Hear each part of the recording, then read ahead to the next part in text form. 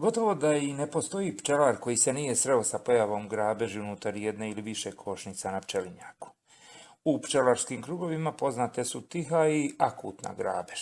Tiha grabež se pojavljuje postepeno, lagano pojačavajući tempo, a akutna grabež se pojavljuje iznenada i gotovo je nemoguće spriječiti. Međusobno pljačkanje pčela, odnosno grabež, može se desiti u rano proljeće prije cvatnje ili u kasno ljeto kada pčelinje paše posustaju.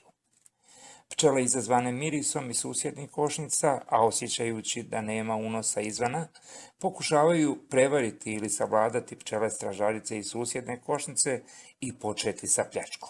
Ako uspiju u početnoj nakani, vraćaju se u košnicu natovarene ukusnim medom i vraćaju se u pljačku u još većem broju. Grabež na pčelinjaku uglavnom izazove pčelar svojim neznanjem ili nepažnjom. Ne primijeti li i ne zaustavi li grabež u samom početku, pčelar će uskoro ispred košnice pronaći hrpu mrtvih pčela, njenih dijelova, ali i odbačenih voštanih ćelija. Evo kakva su iskustva trebinskog pčelara Nedeljka Pažina. Nekad prije 15 godina imao sam 1 godinu tako, naravno greška, ljudska greška. Je li grabež uistinu ljudska greška? Pa jeste.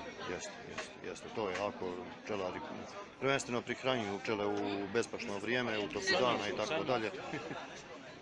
Ljudska greška jednostavno, 100% po mom shvatanju ljudska greška. Kako ste vi, po čemu pamtite to svoje loše iskustvo? Pod navodnicima loše iskustvo. Pamtim, tad sam imao, odlično se sjećam, 24 pčelinja društva. 21 je stradilo, 3 su ostala.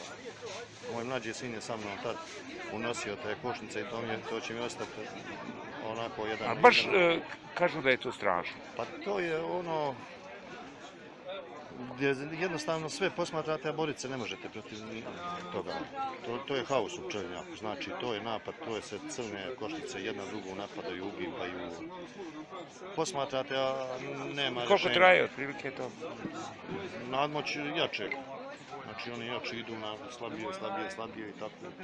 I to baš ništa se ne može vratiti? Pa može, ima tu se suze leta da jedna pčelica može... Dobro, to ćete kasnije... Ili se raznosi na više lokacija da bi se spasilo, ali sve to radi munjevitom brzinom taj grabež. Ja se naježim kad pomislim na taj grabež. Za grabež Vojo Brstina kaže da su na udaru uvijek na prvom mjestu oboljele zajednice na pčelinjaku. Dalje objašnjava, kada su pčele zdrave, čak iako je malo društvo u zdravoj košnici bez pukotina i raznih šupljina, iako im je širina leta usklađena sa snagom zajednice, vrlo rijetko se pojavljuje grabež. Evo nekoliko savjeta kako spriječiti grabež na vlastitom pčelinjaku. Kao prvo, svim košnicama treba osigurati dovoljne zalihe hrane u svakom trenutku. To je najvažniji preduslov da se izbjegne grabež. U bespašnom periodu otvaranje košnica treba obaviti brzo i stručno. Treba suziti leto i zatvoriti sve nepotrebne otvore na košnici, što manje uznemiravati pčele, a preglede košnica obavljati kratko.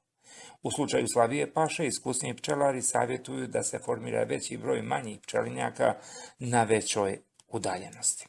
I ne zaboravite, pčele tačno osjete miris smrti u nekoj košnici, nedovoljnu snagu zajednice da se odbrani od bolesti, nedovoljnu volju zajednice u odbrani njenog bogatstva i tačno raspoznaju nivo odbrane neke zajednice i na osnovu toga kreću u grabež.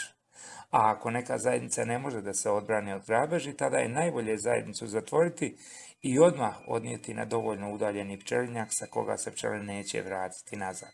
Pčele se na novoj lokaciji malo jače preprskaju razvaženim ekstraktom žalfije, leto se suzi na 2-3 cm i poslije 2 dana zajednicu treba jače prihraniti da bi što prije krenula na rad. I na kraju treba znati i ovo. Grabež je obično uzročnik mnogih bolesti koje se pojavljuju na pčelinjaku. Pčele zdravih zajednica, pljačkajući blago iz tuđih košnica, prenesu i razne bolesti, kao i krpelje ako je zajednica umrla od prevelike invadiranosti.